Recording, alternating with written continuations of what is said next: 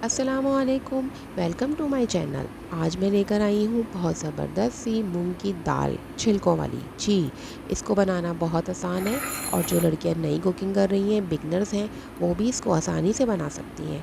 तो इसकी अफादियत, nutrition value और इसको बनाने का तरीका मैं आपको बताऊँगी इस वीडियो में। तो बने रहिएगा मेरे साथ वीडियो में। तो आए चलते हैं, इसकी पहचान करते हैं। ये है मूंग की दाल छिलकों वाली और ये है साबुत मूंग की दाल। और इसमें तीसरी वैरायटी भी आती है जिसको हम पीली दाल कहते हैं। आम ज़ुबान में मूंग की पीली दाल कहलाई जाती है, येलो मूंग दाल, ग्रीन मूंग दाल और साबुत मूंग दाल।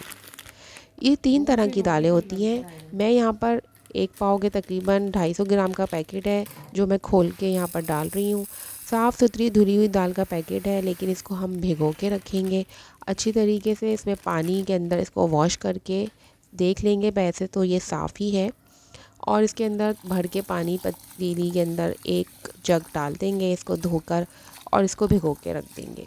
इसकी अफादियत बहुत ज़्यादा है। जो लोग गोश्त नहीं अफोर्ड कर सकते या महंगा होने की वजह से नहीं खाते या डॉक्टर्स ने मना किया है, वो ये दाल आराम से खा सकते हैं, क्योंकि इसमें हाई प्रोटीन होता है जो जिस्मानी और दिमागी कमज़ोरी का ख़ात्मा करता है। तो ये इसकी न्यूट्रिशन वैल्यू बहुत ज़्यादा है। यहाँ पर मैंने ढक के 1 घंटे के लिए सोक करने के लिए दाल रख दी थी। और इसको बनाने के लिए जो चीज़ें हमें चाहिए वो ये हैं। भीगी हुई दाल है, 1 टमाटर और प्याज है मेरे पास, लहसुन अदरक पिसा हुआ 2 टेबल स्पून और नमक, ज़ीरा, मिर्च, हल्दी पाउडर। सिंपल से 4 मसालों में सादा सी दाल बनने वाली है। ये मैंने भीगी हुई दाल निकाल ली है और आते हैं अब इसको बनाने की तरफ। पानी भर के पतीली या कुकर ले लें, उसके अंदर इसको डाल दें। इसके अंदर पानी की मिक़दार तकरीबन 1 जग होनी चाहिए और ये सारे मसाले इसके अंदर शामिल कर दें। इन मसालों के साथ सादा सा इसको आप बंद कर लें कुकर को और बंद करके इसको पकने के लिए रख दें।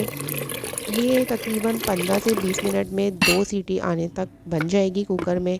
और इसको आराम से हम इतनी देर में इसका भंगार तैयार करते हैं। 1 कटी प्याज काट के मैंने यहाँ पर ब्राउन की थी। ब्राउन करने के बाद इसके अंदर ज़ीरा, टमाटर और हरी मिर्च मैंने इसे मिला दी थी और एक अच्छा सा इसका भुना हुआ सा भंगार तैयार हो रहा था।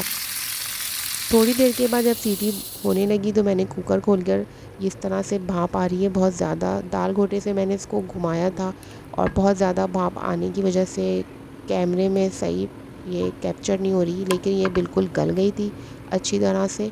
और इसके अंदर मैंने ये भंगार इसका शामिल कर दिया और ये बहुत अच्छी यमी सी दाल तैयार हो गई थी।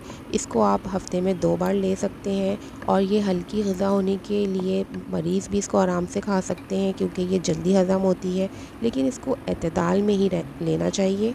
और ये ठंडी होती है, इसलिए मैदे की गर्मी के लिए भी बहुत मुफीद है।